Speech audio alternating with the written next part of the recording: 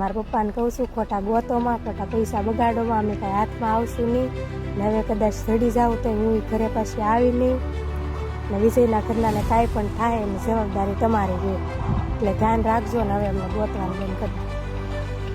અરે બેન, તું વિજય જોડે તારી મરજીથી ગઈ કે જે રીતે ગઈ એ રીતે, પણ એટલીસ્ટ તારા મા બાપનું તો વિચારવું હતું. અને તું આ વસ્તુ બોલે છે ત્યારે તારા મોઢા ઉપર છે જેવી શરમ પણ નથી દેખાતી. અને એકવાર વિચાર તો ખરી કે એ લોકો ઉપર શું થતું હશે. બીજા નંબરની વસ્તુ કે તું એવું કહે છે કે વિજયને કંઈ પણ થયું અથવા તો એના ફેમિલીને કંઈ પણ થયું તો જવાબદાર મારી ફેમિલી રહેશે. એટલે તારી ફેમિલીએ તારા માટે કંઈ કર્યું જ નથી.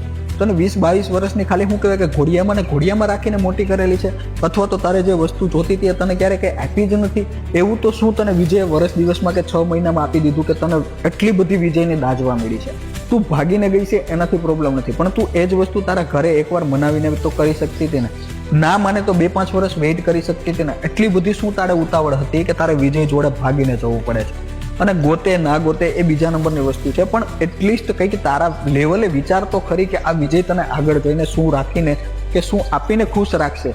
જ્યાં સુધી અમને વિડીયોમાં દેખાય છે ત્યાં સુધી એક મજૂરી કરવાનું જ અમને તો સામે આવે છે કે આ વિજય તને એક મજૂરી કરીને તારું ગુજરાન ચલાવશે.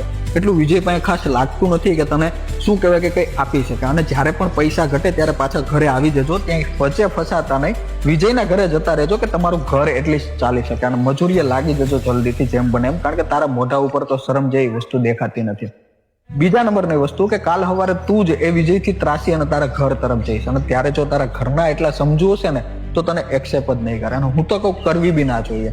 અને જ્યારે પણ આ વિજય પીવા ચડી જશે અથવા તો જ્યારે પણ આ વિજય તારા ઉપર રોપ જમાવા લાગશે, જ્યારે પણ આ વિજયને ખબર પડશે કે હવે તારી પાસે મજબૂરીના નામ ઉપર બીજું કોઈ ઓપ્શન નથી, ત્યારે વિજય તારા ઉપર જે આ માર અને પીટ જે બધું વસ્તુ કરવા લાગશે ને, ત્યારે તને આ વસ્તુ સમજાશે કે મેં આ જે ડિસિઝન લીધું છે ને એ તદ્દન રોંગ છે.